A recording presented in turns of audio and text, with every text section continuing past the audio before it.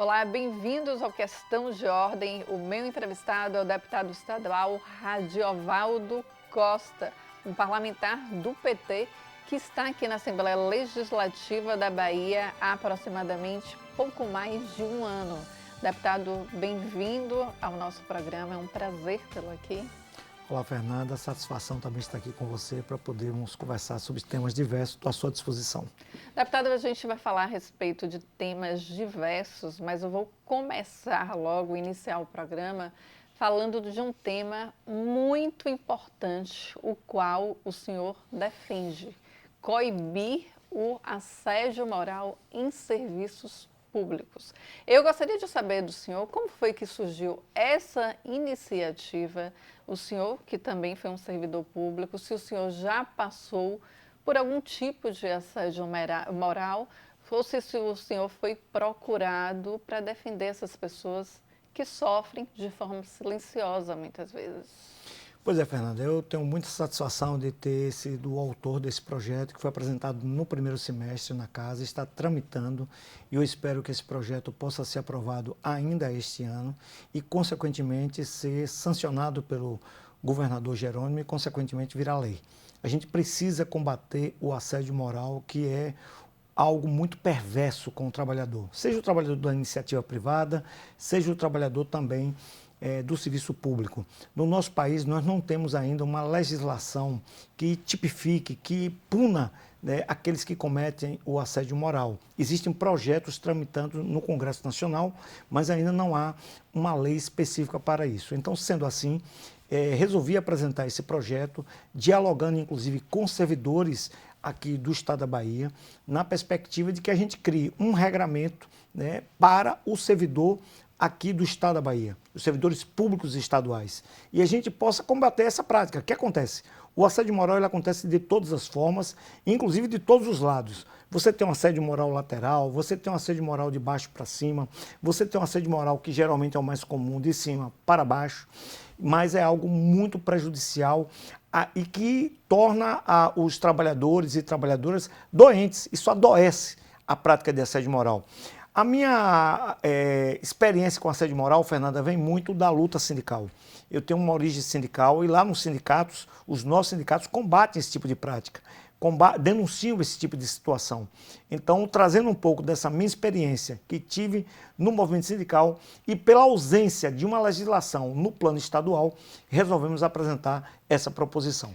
Deputado, o que o senhor está falando é muito interessante, porque muitas vezes o assédio moral é de forma velada. Há perseguição, né, do funcionário, como o senhor está falando aí a respeito do funcionário público, né? Há o isolamento dentro também do ambiente de trabalho, como o senhor disse, pode ser de cima para baixo, às vezes de baixo para cima, dependendo muito do que o líder fala, né? Se o líder ele dá o exemplo de assediar os funcionários, as outras pessoas que estão abaixo também têm essa vontade e se sente à vontade de fazer o que o líder faz. Mas o questionamento para o senhor é o seguinte: o senhor está falando do assédio moral que quer coibir. Qual a proteção o servidor vai ter em relação a denunciar? Porque muitas vezes denunciar traz medo, traz o receio de perseguição, traz o receio, se for um servidor público que não for ali concursado, de demissão, ou se for concursado também de transferência. Qual a proteção, deputado, que esse projeto de lei traz para o funcionário? Importante essa pergunta, Fernanda. Eu vejo que o primeiro passo desse projeto é deixar claro para o servidor público do Estado da Bahia que assédio moral é crime. Não é uma coisa que tem que ser naturalizada. Não é uma brincadeira de trabalho. Não é uma brincadeira de colegas de trabalho. Ou o chefe que tem uma postura de tratar o seu subordinado daquela forma e as pessoas acabam naturalizando aquilo. Não, o assédio ele tem que ser, tem que ter uma conceituação desse assédio e tem que ser punido. Então, primeira coisa que eu vejo importante é essa, é você considerar um crime possível de ter punições administrativas no âmbito do setor, do órgão que aquele servidor trabalha.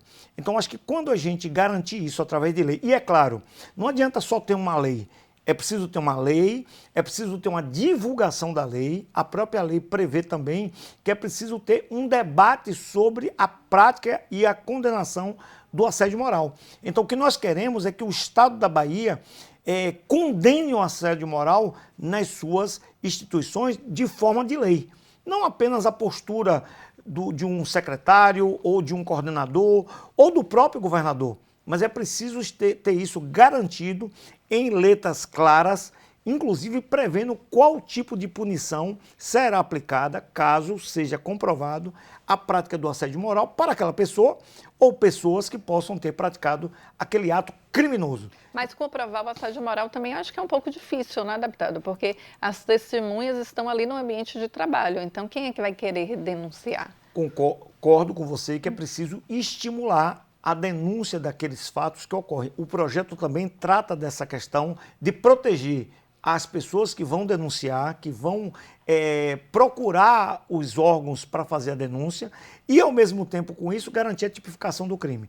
Eu vejo, Fernanda, que a gente precisa de uma legislação forte na Bahia, mas a gente precisa de uma legislação, inclusive, forte no Brasil. Eu espero que esse projeto ele possa criar estímulo para que a gente crie uma rede de proteção às pessoas que sofrem assédio moral, mas que a gente precisa ter também no Brasil, urgentemente, uma legislação para toda a classe trabalhadora.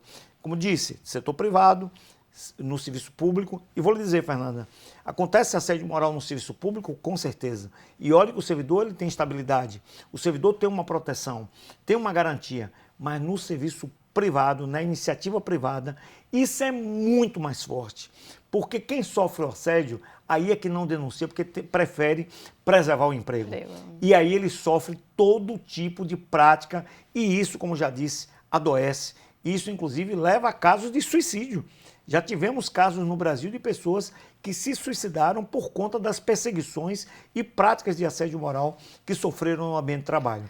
Então, eu espero que a gente possa criar essa rede de proteção e quero fazer esse debate aqui na casa, na aprovação desse projeto e fazer o debate com servidores, com o governo do Estado, para a gente criar um ambiente mais humano, humanizado, de poder produzir para o conjunto da sociedade baiana. Deputado, que pé está esse projeto de lei? O senhor já conversou com seus colegas parlamentares?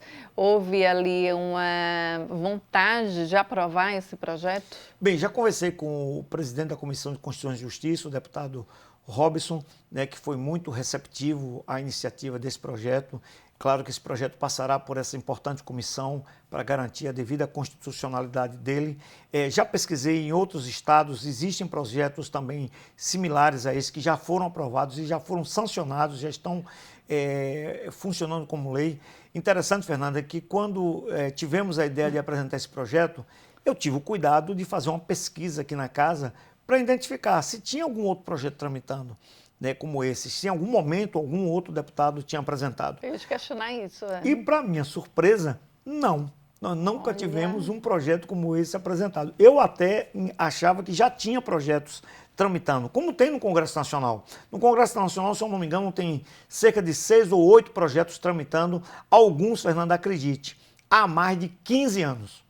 E a gente não consegue aprovação, estabelecer que o assédio moral é um crime a nível nacional. Aí o senhor já vê a dificuldade, né? Não consegue aprovar há 15 anos, aí o senhor vê até a dificuldade em denunciar. E qual a expectativa do senhor? Que esse projeto vai ser aprovado quando? Eu espero que seja aprovado esse semestre. Vou conversar com a nossa presidente Ivana Bastos, a deputada, que tem muita sensibilidade, né?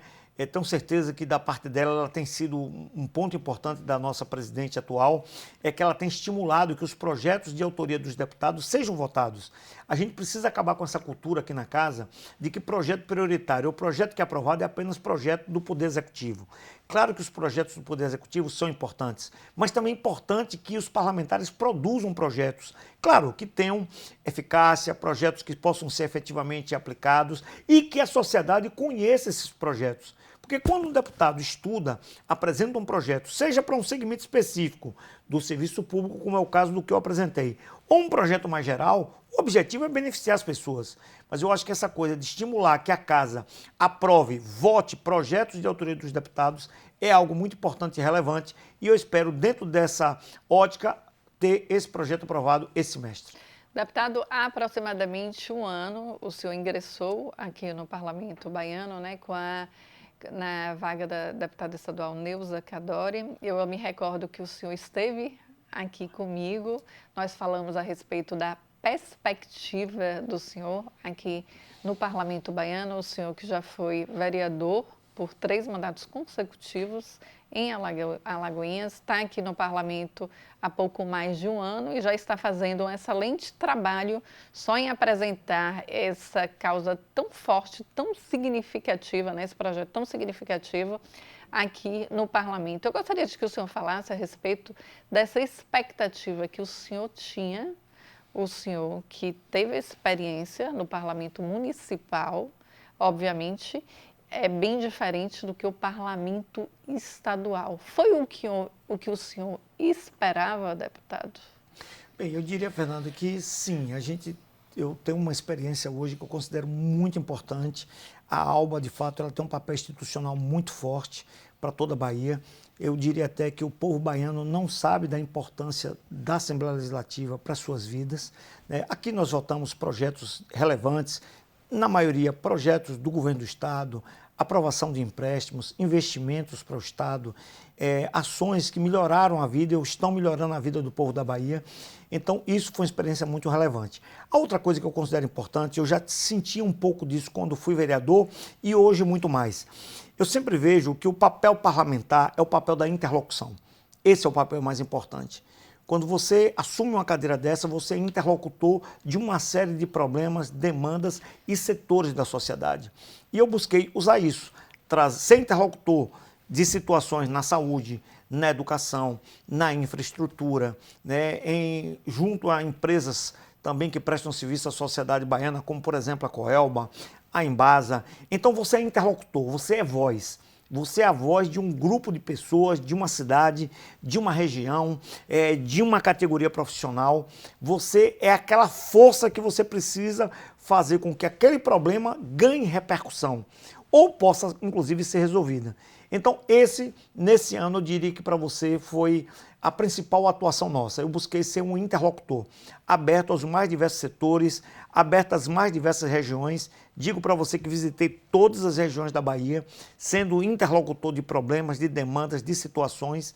Então, me sinto satisfeito nesse ano de experiência. Claro, conhecendo o funcionamento da casa, a questão das comissões, vejo o funcionamento das comissões importantíssimas, busquei atuar principalmente na comissão de infraestrutura, nas audiências públicas, trazendo à tona temas que, com certeza, irão repercutir no presente, no futuro, no curto, médio prazo para o povo da Bahia.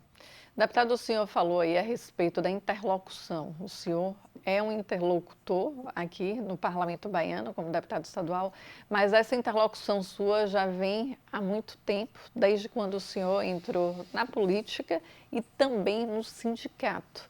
Eu gostaria que o senhor falasse a respeito do sindicato, da força do sindicato.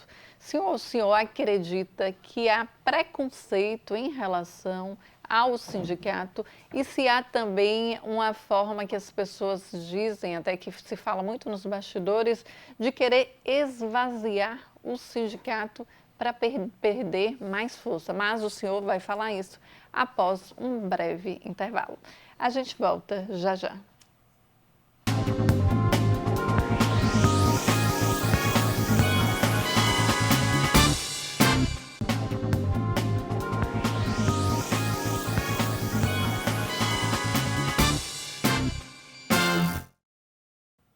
Voltamos com o deputado estadual Radiovaldo Costa, que também é um sindicalista. Deputado, mais uma vez, bem-vindo aqui ao nosso programa. Quero agradecer o senhor novamente, já agradeci no bloco anterior e falar que é um prestígio e uma honra entrevistá-lo, principalmente sabendo que o senhor já no seu primeiro mandato já apresentou um projeto de lei tão importante dentro do parlamento, que é coibir o assédio moral dentro do serviço público.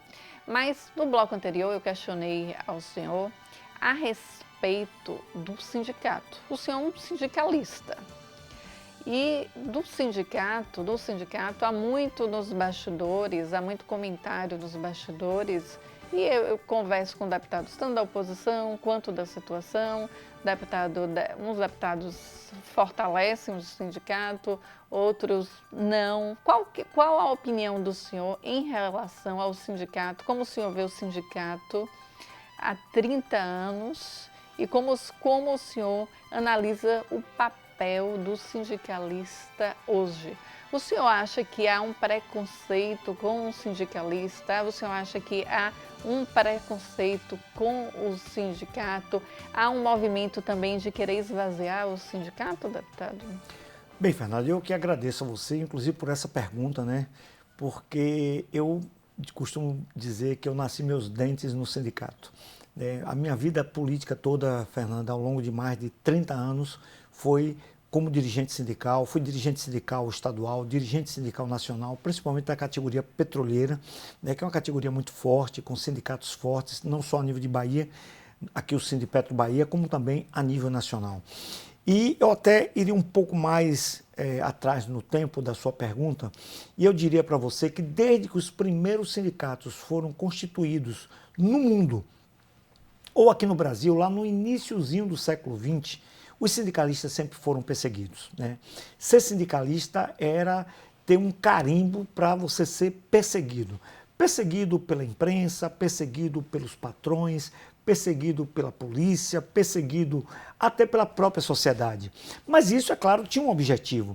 Por quê? Porque o sindicalista, lá na sua origem, ele tinha um papel muito importante: organizar aquele grupo de pessoas que geralmente estava desorganizado, certo? Cada um atirando, como a gente costuma dizer, para um lado, e ao mesmo tempo buscar melhorar suas condições de trabalho.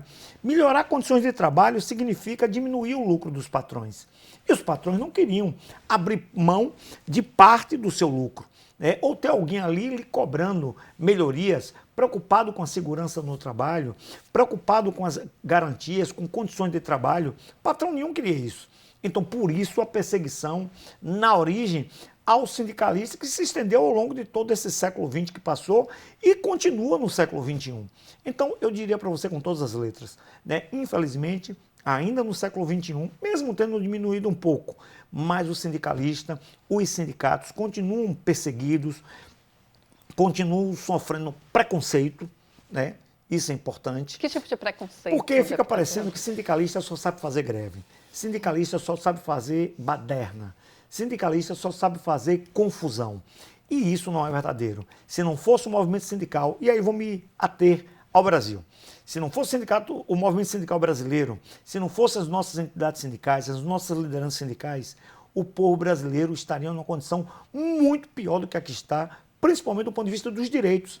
Porque os sindicalistas sempre lutaram por direitos coletivos, né? A Constituição de 88 é um grande exemplo disso. Muitas das conquistas que lá estão foram fruto de muita luta do movimento sindical. Até quem critica está sendo representado, né, deputado? Representado e beneficiado.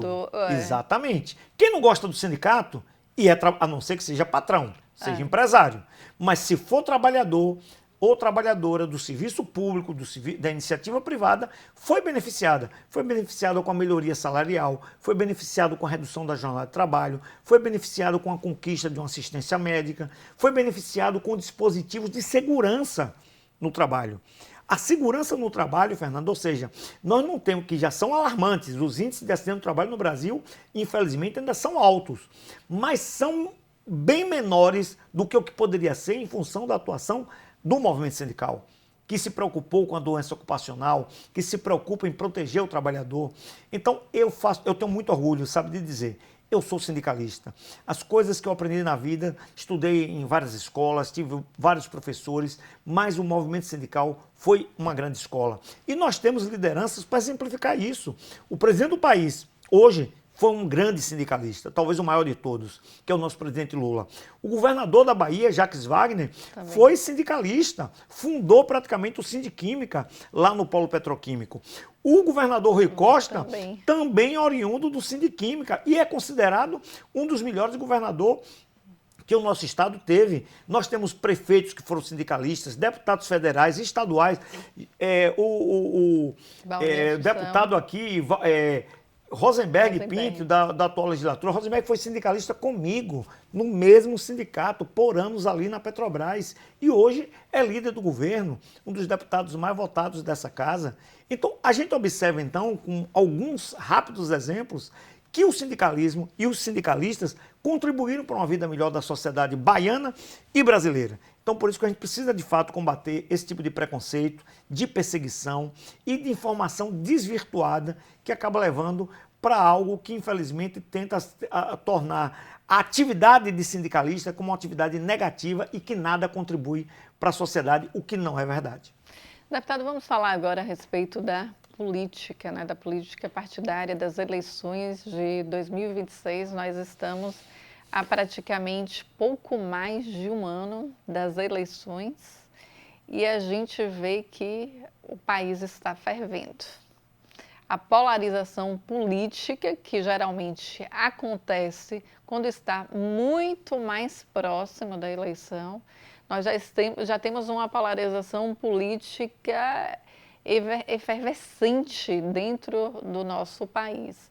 Eu gostaria que o senhor falasse a respeito dessa polarização política, quem realmente se beneficia, se o senhor acredita que os principais beneficiados com essa polarização política é o extremo, a extrema-direita, a extrema-esquerda. Qual a opinião do senhor a respeito disso, deputado? Bem, Fernanda, de fato, nós temos um momento de polarização muito intenso. Eu também já estou no sindicato, na política há muitos anos e a gente viu em alguns momentos a polarização da política nacional, mas não de forma tão acirrada. Eu colocaria um elemento que, na minha avaliação, tem contribuído para essa polarização, que seria a internet. Para mim, a internet é o grande elemento novo das polarizações que nós tivemos ao longo dos anos e das décadas desse século e do século passado, só para analisar a nível de Brasil. Então, por que a polarização não era tão intensa na época de Fernando Henrique Cardoso, por exemplo, que existia polarização PT, PSDB? Nós tínhamos uma polarização também, de fato, ali... Sempre acirrada. Né? Acirrada, mas não nesse nível. Eu acho que o elemento novo é a internet. E o que a internet contribui para o aumento dessa polarização? Na minha avaliação, a internet, que é uma coisa positiva, moderna, necessária, útil hoje à vida, as pessoas utilizam hoje em larga escala e vem crescendo a cada dia a utilização e as necessidades da aplicação da internet, mas infelizmente hoje a mentira tem muita força. Né? Eu me lembro de quem estudou história e principalmente estudou a Segunda Guerra Mundial, estudou nazismo, Hitler tinha um ministro da propaganda. E o ministro da propaganda tinha uma frase célebre, lá nos anos 30 do século passado. Né? Uma mentira repetida 1000 vezes, ela vira verdade. Vira verdade. Ela vira verdade. Vira verdade. Imagine se esse ministro estivesse hoje em plena internet, o que ele faria com o mundo que a internet oferece. Então, esse é o problema. Então, a gente tem notícias falsas, mentiras, vídeos que circulam com intensidade, que acabam provocando e acirrando essa polarização. Então, essa é a minha análise. Se a gente excluísse aquilo que na rede hoje circula, nas redes sociais, principalmente no WhatsApp, que não é fato, que não é real, que não é verdadeiro, de lado a lado. Não estou falando que é apenas da direita ou da esquerda, de lado a lado. Essa polarização seguramente seria muito menor. Então, acho que a força da mentira na internet, na minha avaliação, é um dos elementos que impulsionam essa polarização. E esse dado que o senhor está falando é muito interessante. Por quê? Porque antigamente, né, só existia mais ali para noticiar o jornalismo. E o jornalismo, como o senhor disse aí, o senhor mesmo sendo do PT, o senhor está dizendo que tem que ter cuidado, que tem que ter verdade nos dois lados, da direita e da esquerda. O senhor não está defendendo nem a direita nem à esquerda. O senhor está defendendo a verdade. A verdade. Não é? O senhor está defendendo a verdade. E, por exemplo, a gente, como jornalista, eu que já estou aqui na profissão, aqui no parlamento já tenho mais de 20 anos, a gente sempre fez matérias ouvindo os dois lados. Só que quando a matéria vai ao ar, muitas vezes, vai em 2 minutos. Cada um falando ali 30 segundos, outro falando também 35 segundos para colocar um equilíbrio, né, entre as partes. Mas aí quando o senhor cita a internet, as pessoas estão transmitindo ao vivo. E a live muitas vezes é apenas de um lado. Aí é uma live ao vivo em que está ali chamando muita gente, tá? Com muita gente ali assistindo e repercutindo. E aí o meu questionamento do senhor também, o senhor já que falou a respeito dessa muitas vezes da mentira que o senhor é pela verdade, o meu questionamento é nas eleições. As eleições estão se aproximando. A gente sabe que vai ter muita fake news. Eu quero saber qual a opinião do senhor para combater, deputado. Como seria isso para... Fernanda, primeiro Difícil, que a rede, né? a internet não pode ser terra de ninguém. Não pode ser um ambiente onde cada um pode produzir o que bem entender. E agora nós temos ainda um elemento, veja só como a tecnologia ela avança. Né? Se você considerar os anos 2000 como marco, em apenas 25 anos, a evolução tecnológica foi assustadora. Né? Hoje nós já estamos discutindo inteligência artificial. Nós estamos discutindo produzir um vídeo com o seu rosto, com o meu rosto, que não é real. Que não é nem a gente que falando. Não é a gente falando com a nossa voz, entendeu? A nossa voz agora ela pode ser manipulada. Então, como garantir o que é verdade e o que é mentira na rede? Então, a rede não pode ser terra de ninguém. Isso é preocupante. Eu acho que nós teremos, de fato, uma eleição muito difícil nessa área, nesse campo, que é o campo das redes sociais e da internet. Com a evolução dos aplicativos, com a evolução dos programas, com a evolução da própria inteligência artificial, que cada vez mais produz conteúdo que não é verdadeiro. E a capacidade, Fernanda, das pessoas reproduzirem ao seu alcance aquilo que não é verdade é assustador. As pessoas não checam informação. Chega um vídeo, a pessoa não quer nem saber, passa adiante. Chega uma informação, passa adiante. E eu já recebi de amigos, de pessoas, e até pessoas, gente boa, gente de bem, gente que não quer divulgar mentira. Eu disse, fulano, o que você me mandou não é verdadeiro. Tá aqui o link, tá aqui a informação verdadeira, é isso. Aí o cara, poxa, eu não sabia, mas ele não checou a informação. Então hoje, a velocidade, as pessoas estão muito velozes. Então você recebe um link, você quer passar adiante. No ato seguinte, sem fazer a devida checagem. Eu assisti um filme que eu achei super interessante, né? Que no filme tinha uma cena assim, que o ator falava, se você joga várias penas do 17º andar, 20º andar, quantas penas o senhor pega? Nenhuma. Assim é mentira. Já se alastrou. Alastrou. E depois, Fernanda, para corrigir o estrago feito... Já era. Já era. Não consegue. Não consegue. Não tem como. Deputado, agora para a gente terminar, nós só temos apenas 2 minutos. O papo está muito bom, senhor, excelente entrevistado, né? Eu gostaria de saber a respeito como o senhor avalia o governo Lula e como o senhor avalia o governo Jerônimo. Eu sei que o senhor te dei aí poucos minutos para o senhor fazer uma análise, mas eu gostaria dessa avaliação do senhor. Bem, eu vou falar do que está mais perto, que é o nosso querido governador Jerônimo, que eu tenho acompanhado as agendas. Vou dizer para você, Fernanda, é dureza. A agenda e a intensidade do governador é algo assim avassalador. Na última sexta-feira, por exemplo, eu tive a oportunidade de estar com o governador em Pujuca. Foi o dia todo em Pujuca de atividade, mas é o dia todo. Nós chegamos 6h30 da manhã, nós passamos 10 horas na cidade de Pujuca. Não passamos 10 horas jogando conversa fiada, papo furado, 10 horas de atividade, de entrega, de anúncio, de ordem de serviço, de inauguração, de atender a população, de conversar com vereadores, conversar com o prefeito da cidade, com as lideranças, com o povo. É um governador que se aproxima da população, que se aproxima das pessoas. Então, eu diria para você que é muito intenso o governador Jerônimo. Gente que dizia que Rui era muito intenso, pois bem, Jerônimo deixou Rui para trás do ponto de vista da intensidade e a gente tem um governador que, de fato, gosta dos municípios pequenos. Isso, para mim, é uma característica interessante. Jerônimo gosta do interior. Porque ele é do interior. Ele gosta de município pequeno. Porque tem governante que quer saber dos grandes municípios, né, quer ir para os grandes centros. Não, Jerônimo vai para um município de 6 mil habitantes, da mesma forma como ele vai para a Feira de Santana. Eu lembro, deputado, que quando o Jerônimo decidiu, né, que seria o candidato, aí eu cheguei para os deputados da oposição e falei, olha, ele vai ser, obviamente que ele estava atrás nas pesquisas, a gente não acreditava, mas eu falava, ele vai dar trabalho. Aí os deputados, que loucura, Dourado. Eu falei, sabe por que ele vai dar trabalho?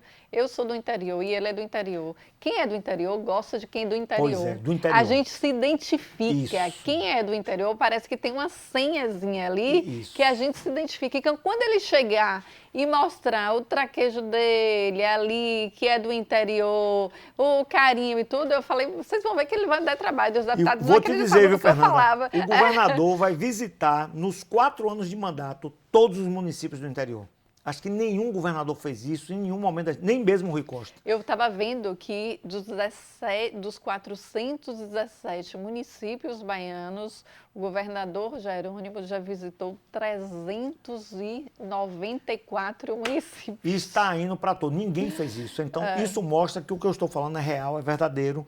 E então eu vejo dessa forma. Quanto ao governo Lula, certo? Eu diria que Lula, para mim, meu conceito, é o melhor presidente que esse país já teve. Tem a sensibilidade que precisa ter para ser presidente da República, mesmo com a idade que tem, com o peso que a idade tem, para qualquer um. Vai chegar a minha vez, vai chegar a sua vez, pode demorar um pouco, mas chegará para todo mundo. E Deus ajude que chegue. Que chegue. Exatamente, Fernanda. Que nem todo mundo chega. Mas Lula tem essa intensidade, sofre muito das mentiras, sofre muito dos ataques rasteiros da internet, mas eu acredito que Lula concluirá o seu governo de forma assim esplendorosa e fazendo as ações que precisam ser feitas para mudar esse país e tendo a oportunidade de disputar mais um mandato em 2026. Deputado, eu quero agradecer imensamente aqui a presença do senhor. Foi um enorme prazer tê-lo aqui mais uma vez. Agora já o senhor construindo o seu mandato, já com essa este importante projeto de lei que o senhor está defendendo os servidores públicos para coibir o assédio moral dentro do serviço público. E nós debatemos aqui diversos assuntos a respeito do sindicalismo, do preconceito com o sindicalista.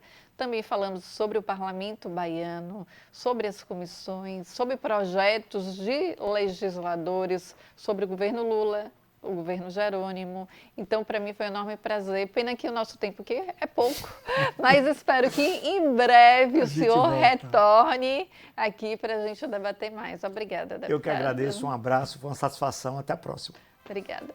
A gente fica por aqui. Até o próximo programa.